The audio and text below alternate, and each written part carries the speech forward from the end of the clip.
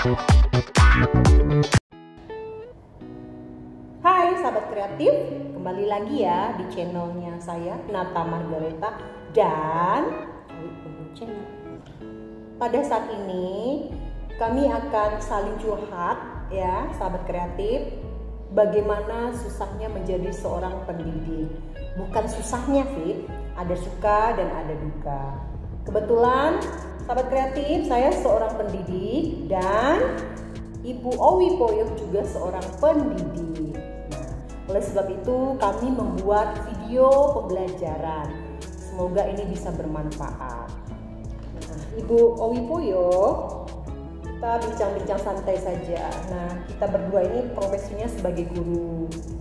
Nah, bagaimana pandangan Ibu tentang pendidikan? Tapi sebelumnya Ibu perkenalkan diri dulu kepada sahabat kreatif.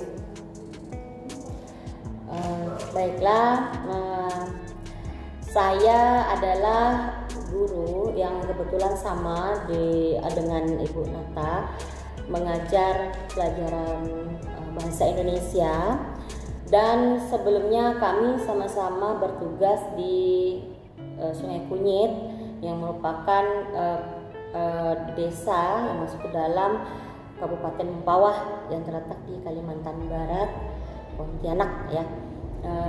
Dan saya kurang lebih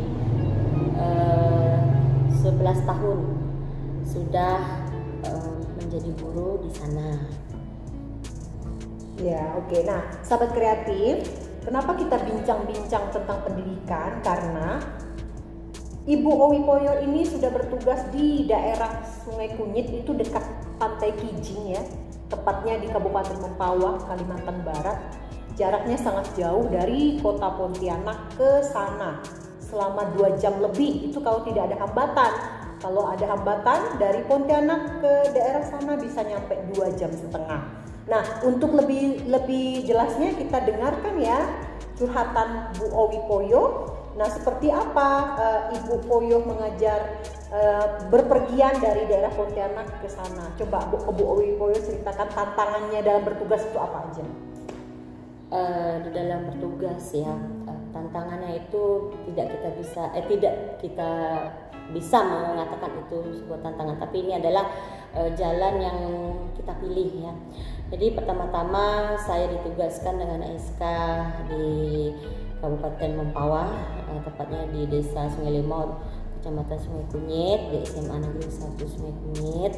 Dan di sana kendalanya ini kan tetap kendaraan ya. Saya setiap hari bangun pukul 3 subuh ya, lalu melakukan aktivitas ibadah sebelum bepergian, dan tepat setelah sholat subuh saya turun untuk melakukan perjalanan. Dan sebelumnya juga kalau pada saat ujian nasional itu maka waktunya itu akan lebih awal lagi. Jadi bisa 3:30 saya turun atau jam 4 kurang. Tapi kalau misalnya hari-hari biasa itu setelah sholat subuh. Dan tantangannya itu ya kendaraan tidak ready setiap hari ya, setiap kadang tidak, dan kadang ada kendaraan yang bisa kita katakan kurang bertanggung jawab. Maaf sebelumnya, karena mengapa saya bilang demikian, mereka tidak mengantarkan kami tepat pada posisi tempat kami bertugas, namun mereka kadang berhenti dan menurunkan kami sembarangan karena alasan satu dan lain hal yang tidak bisa saya ungkapkan di sini. Dan kami pulang itu biasanya kalau awal itu sore, walaupun kami pulangnya awal pada saat jam awal, tapi tetap ya nyampenya tetap sore karena waktunya tadi ya belum lagi bocor ban ya, pakai menggunakan bis ya, belum bocor ban, belum mogok, macet lagi, dan ada berbagai macam hal yang kecelakaan juga ya, kecelakaan sering. Alhamdulillah saya bersyukur ya dengan Allah ya, karena selama ini jangan sampai saya mengalaminya, karena semua teman-teman saya mengalami kecelakaan. Oh ya, sebelum saya mau tanya nih, Bu Nata pernahkah mengalami kecelakaan? pada saat tidak pernah, cuman syukur mengalami hal yang sama seperti ibu pernah selama 5 tahun, tapi tidak sampai, jangan sampai lah. Iya, jadi kalau teman-teman saya ada yang bisnya terbalik atau nabrak atau hijau kan, jangan sampai itu terjadi ya. Tapi alhamdulillah saya tidak pernah menghadapi kejadian seperti itu. Dan untuk pulangnya itu malam, malam kalau kami susah bis atau apa tetap malam pulangnya.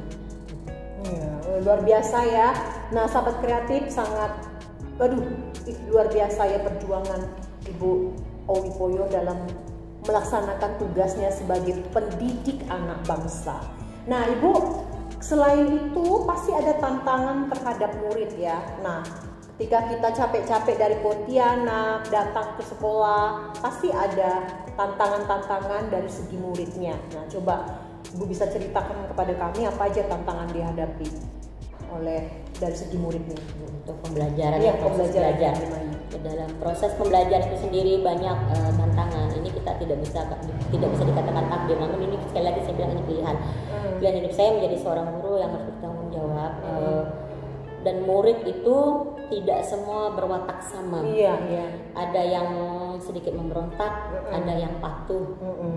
Jadi kalau misalnya memberontak juga kadang orang tuanya juga kadang ikut partisipasi dalam hal yang gimana mungkin tidak senang atau apa, tetap ada. Kita tidak bisa menutup diri akan hal itu.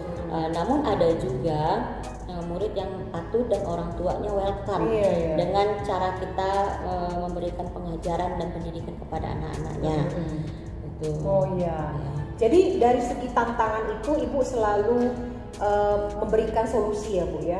Nah misalnya contohnya ini Bu, misalnya pada saat anak ketika kita datang menjelaskan pembelajaran kepada anak, lalu tiba-tiba anak yang tidak mengerjakan tugas, anak malas, tidak mendengarkan apa yang kita katakan, nah itu seperti apa tuh solusi yang Ibu berikan kepada mereka? Sebagai guru saya bertanggung jawab ya atas anak-anak didik saya, karena mereka memang bukan terlahir dari rahim saya, tapi mereka ada tanggung jawab saya dunia akhirat. Saya memposisikan diri sebagai orang tua di sini karena saya mendekati anak dan memberikan pengertian-pengertian kepada mereka tentang pentingnya sebuah pendidikan hingga mereka dapat membuka diri mereka ya, atau dapat menerima pembelajaran, pendidikan dan pelatihan yang saya berikan. Karena guru tidak hanya memberikan pengajaran, karena kalau untuk pengajaran itu sendiri mereka bisa dapat di YouTube, bisa didapat di les atau apa bimbel ya. Tapi kalau untuk guru sendiri tugasnya tidak hanya itu, tapi kami melatih bagaimana saatnya nanti mereka bisa mengembangkan diri di dunia masyarakat. Dan di situ juga kita memberikan pendidikan bagaimana caranya bertindak, berperilaku dengan dibarengi dengan akhlak-akhlak yang baik. Nah, jadi intinya Bu Owi Poyo dalam mendidik itu harus ada keikhlasan dari kita juga ya. Harus. Karena menjadi guru, menjadi pendidik itu adalah pilihan hidup. Jadi kita cintai profesi itu karena itu merupakan ibadah kita ya, itu merupakan passion kita untuk menjadi seorang pendidik yang betul-betul menjalankan tugas dengan seikhlas-ikhlasnya. Nah, Bu Owi Poyo, jadi apa harapan Ibu ke depannya nih? Nah, tentang profesi Ibu sebagai guru, apa yang Ibu harapkan terhadap siswa, mungkin terhadap Ibu sendiri, apa yang Ibu harapkan? Saya dulu ya. Secara pribadi saya berharap untuk menjadi guru yang lebih baik ya. Karena pekerjaan ini berkaitan dengan ibadah saya. Walaupun saya katakan saya bukan guru yang sempurna, masih banyak guru-guru yang lebih berprestasi, lebih bertanggung jawab daripada saya. Tapi saya akan berusaha ya untuk menjadi yang lebih baik. Dan untuk anak-anak didik saya berharap mereka menjadi orang-orang yang berkarakter baik, menjadi orang-orang sukses yang soleh dan soleha. Karena saya mempunyai semboyan ya. Semboyan, saya tidak akan berharap ya murid-murid saya menjadi baik. Tapi jika murid saya menjadi baik, itu bonus Allah buat saya. Amin ya. Oke. Ya, sudah cukup lama ya kita berbincang-bincang mengenai suka duka menjadi seorang pendidik. Nah, sahabat kreatif, di sini tadi saya menyampaikan bagaimana karakternya Bu Owi Poyo dalam menjalankan pengabdiannya sebagai guru. Kerja kerasnya Bu Owi Poyo terlihat ya, bagaimana perjalanan dia setiap hari dalam mengajar, pergi subuh pulangnya malam, pergi subuh pulangnya malam. Nah, namun itu dilakukan dengan ikhlas karena sudah menjadi kewajibannya menjadi seorang guru. Nah, itulah biografi singkat dari Bu Owi Poyo ya, dari segi pengabdiannya yang luar biasa. Hanya untuk mendidik bangsa dan negara, walaupun jarak tugasnya jauh tapi tetap dilaksanakan dengan ikhlas. Nah, sahabat kreatif, demikian ya bincang-bincang kami tentang suka duka menjadi pendidik. Sampai ketemu lagi ya pada channel Nata Margareta dan Channel. sampai jumpa. Salam sehat.